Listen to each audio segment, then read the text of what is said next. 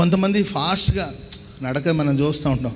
కొంతమంది నడిస్తే వేరుగా కాదండి, తాబేళ్ళు నడిచినట్లు నిదానంగా వెళ్తూ ఉంటారు.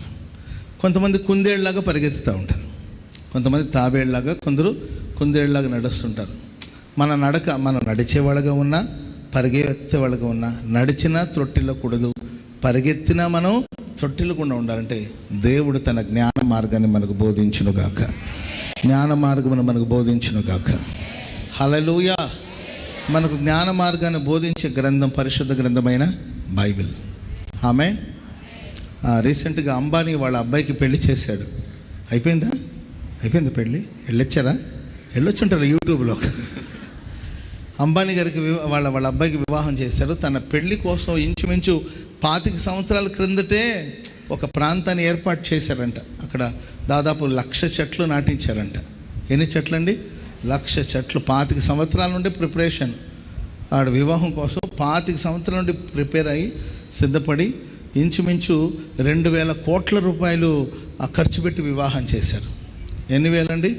2,000. Praise lord. మనం ఒక చిన్న పెళ్లి చేయడానికి తర్జన పడుతుంటాం, 6గురికి అన్నం పెట్టడానికి ఆయాసపడిపోతుంటాం. సరే, నేను ఏం చెప్పాలనుకుంటున్నా అంటే, ఆ వివాహానికి వచ్చే వాళ్ళందరికీ వెడ్డింగ్ కార్డుతో పాటు, పెళ్లి కార్డుతో పాటు ఇలాంటి ఒక బుక్ ఒకటి ఇస్తారంట, మాన్యువల్ బుక్ ఒకటి ఇస్తారంట. ఆ బుక్లో ఏమని రాసి ఉంటుందంటే, పెళ్ళికి అందరూ ఏ డ్రెస్ వేసుకోవాలి. అర్థమవుతుందండి మీకు? వాళ్ళ పెళ్ళికి పిలిచారు, మనకు నచ్చిన బట్టలు మనం వేసుకెళ్తామంటే కుదరదంట. పలానా కలర్ డ్రెస్సే వేసుకోవాలి, పలానా క్లాతే అయి ఉండాలి, పలానా జ్యువెలరీ బంగారం ఇలాంటిదే వేసుకోవాలి, ఇలాంటి సూటే వేసుకోవాలి, ఇలాంటి కలర్లో డ్రెస్ వేసుకోవాలి, పలానా చోటనే ఉండాలి, ఏ హోటల్లో వాళ్ళు ఉండాలో, ఏం తినాలో ప్రతిదీ ఆ బుక్లో రాశారండి. ఆ రాసిన దాని ప్రకారమే అందరూ రావాలంట.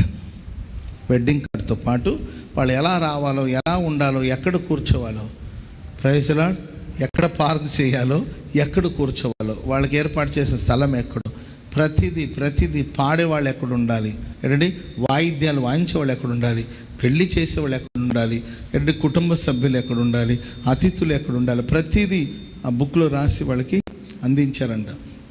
అది విన్నప్పుడు నాకు ఆశ్చర్యం అనిపించింది. ఒక సంపన్న స్థితిలో ఉన్న ఒక ధనవంతుడు తన కుమారుని వివాహం చేసేటప్పుడు ఇలాగే జరగాలని మొత్తం ఒక గ్రంథంలో రాసి అందరికి అందించారు కదా, ఒక పుస్తకంలో రాసి అందించారు కదా. మనం ఎలా ఉండాలని ప్రభు కోరుకోడా? మనం ఎలా బ్రతకాలో ప్రభు కోరుకోడండి? మనం ఎలా ఆరాధించాలో ఆయన కోరుకోడా? ఆయన ఎలా మనం సేవించాలో ప్రభు కోరుకుంటాడా లేదా?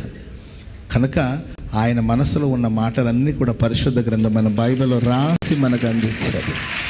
ఈ వాక్యం మనకు జ్ఞానమును బోధిస్తుంది. స్తోత్రం చెప్పండి అందరూ గట్టిగా హల్లెలూయా. జ్ఞానాన్ని బోధిస్తుంది గ్రంథం.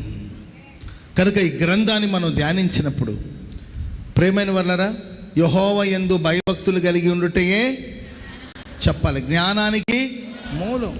లోకంలో జ్ఞానం సంపాదించాలంటే గ్రంథాలు చదవాలండి, పుస్తకాలు చదవాలండి, గూగుల్లో సెర్చ్ చేయాలండి, అవి వినాలండి, ఇవి వినాలండి అని చెప్పి జ్ఞానాన్ని సంపాదించడం కోసం మనుషులు ఏదో ఆలోచిస్తూ ఉంటారు. కానీ బైబిల్ చెప్తుంది జ్ఞానానికి మూలం. మీలో ఎవరికైనా జ్ఞానం కొదువుగా ఉంటే నన్ను అడగండి, నేను ధారాళముగా జ్ఞానాన్ని ప్రసాదిస్తానని ప్రభు చెప్పాడు. ఈ జ్ఞానం మనకి ఎలా అనుగ్రహించబడుతుందంటే, యెహోవా యందు భయభక్తులు కలిగి ఉండుటయే జ్ఞానానికి మూలం. దేవుని భయం, దైవ భక్తి జ్ఞానానికి మూలం. ఈరోజు ఎందుకు నీవు అవివేకంగా ప్రవర్తిస్తున్నావు, ఎందుకు అజ్ఞానిగా ప్రవర్తిస్తున్నావు? నీకు జ్ఞానం లేకపోవడానికి గల కారణాలు ఏంటంటే, దేవుని యందు భయభక్తులు నిలపకపోవడం వల్లే.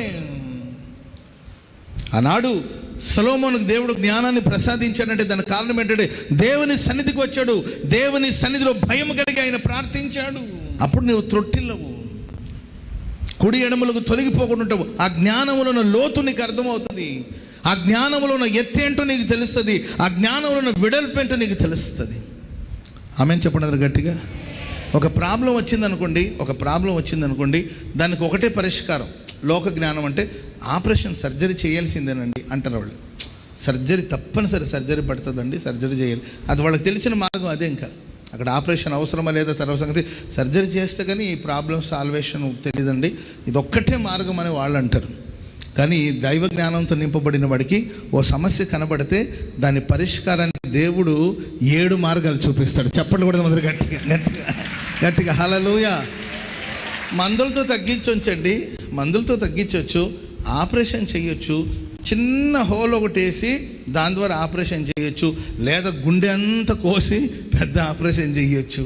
ఏంటండి, ఇలా ఒక్క సమస్య వస్తే దాని నుండి వెలుపటికి రావడానికి పరిష్కారాన్ని దేవుడు అనేక మార్గాలు మనకు చూపిస్తారు. ఇదే జ్ఞానం. ఆమేన్.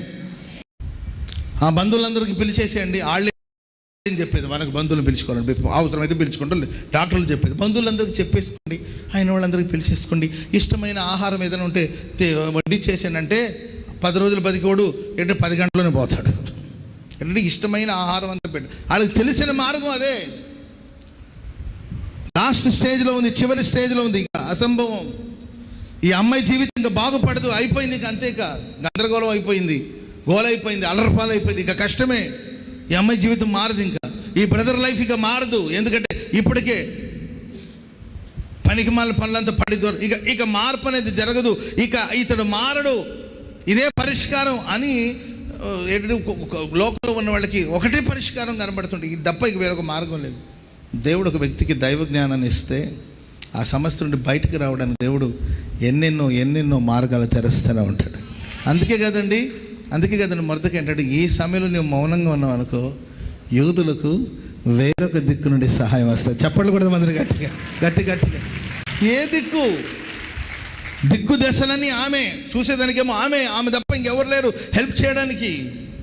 ఎందుకంటే రాజనగర్లో ఉంది, సింహాసనం ఉంది, పట్టపురాణి, ఆమె తప్ప ఇంకొకరు ఆ సమస్య నుండి బయటికి తీసుకురాలేరు. ఆమె ఆధారము, ఆమె దిక్కు అనుకుంటాం మనం. అమ్మా, ఇది నీ చేతులు కాదు, కాళ్ళు అనుకో. ఇప్పుడు కానీ నీవు మౌనంగా ఉంటే పరిస్థితి బాగోదు. ఏదో ఒకటి చేసి విడిపించమని అడగాలి. ఆయన అన్నాడు, నీవు మౌనంగా ఉన్నా ఏం పర్వాలేదు, ఈ సమయంలో మౌనంగా ఉంటే యూదులకు దేవుడు వేరొక దిక్కు నుండి సహాయం తీసుకొస్తాడు. ఆమేన్. చెప్పండి గట్టిగా హల్లెలూయా. సో మీకు ఒక ప్రాబ్లం వచ్చినప్పుడు దాంట్లో 10 మార్గాలు, దాని నుండి బయటకు వచ్చేదానికి 10 ద్వారాలు కనబడుతున్నాయా, లేకపోతే ఒకే గుమ్మమా, ఒకే ద్వారమా బయటికి రావడానికి? Praise the Lord. మీరు ఇప్పుడు చర్చిలో నుండి బయటికి వెళ్ళాలంటే మీకు ఎన్ని మార్గాలు ఉన్నాయి తెలుసా? అసలు మనకి ఎన్ని డోర్స్ ఉన్నాయి, ఎన్ని ద్వారాలు ఉన్నాయి, అవన్నీ తెలుసా అండి మీకు? అవన్నీ మాకు తెలియదండి. ఏంటంటే, ముందు వెళ్తే ఇటు ఒక మార్గం ఉంది, ఇటువైపు వెళ్తే ఇటు ఒక మార్గం ఉంది. ఇప్పుడు ఇక్కడ 2 సెటర్స్ పెట్టారు, ఇటు ఒక 2 డోర్లు ఉన్నాయి, ఇటు వెళ్ళాలంటే ఇటు వెళ్ళొచ్చు. లేదు బాబు మేము ఇటు వెళ్తామంటే అటొక దారి ఉంది. Praise the Lord. ఒకప్పుడు ఒకటే గుమ్మం, లేకపోతే 1-2 గుమ్మాలు ఉండేది. ఇప్పుడు ఇటు వెళ్ళొచ్చు, అటు వెళ్ళొచ్చు, ఆ తర్వాత ఇటు వెళ్ళొచ్చు, ఆ తర్వాత ఇటు వెళ్ళొచ్చు, ఎటైనా వెళ్ళొచ్చు. అట్లాగే మన లైఫ్లో ఒక ప్రాబ్లం వచ్చినప్పుడు దాని నుండి బయటికి రావడానికి జ్ఞానికైతే అనేక మార్గాలు దేవుడు చూపిస్తాడు. కొందరు కొన్ని సమస్యలకు జుట్టు పట్టుకొని ఎలా చేయాలి అంటుంటారా? దేవుడు జ్ఞాన మార్గాన్ని నీకు బోధిస్తాడు. ఈజీగా శ్రమల నుండి తప్పించబడతావు, ఇరుకుల నుండి విడిపించబడతావు, ఆపద నుండి తప్పించబడతావు. అద్భుతమైన సహాయం అందుకోబోతున్నావు. అందుకొరకు నా దేవుడు నీకు జ్ఞాన మార్గమును బోధించబోతున్నాడు, జ్ఞాన మార్గాన్ని బోధించబోతున్నాడు. ఇక నీవు త్రొట్టిల్లిపోవు, ఇక నీవు తొలగిపోవు, నీ కుటుంబం త్రొట్టిల్లిపోకుండా, నీ అడుగులు జారిపోకుండా, నీ పాదములు త్రొట్టిల్లకుండా నా దేవుడు చక్కని త్రోవలు నిన్ను నడిపించునుగాక. హల్లెలూయా. చెప్పండి గట్టిగా హల్లెలూయా.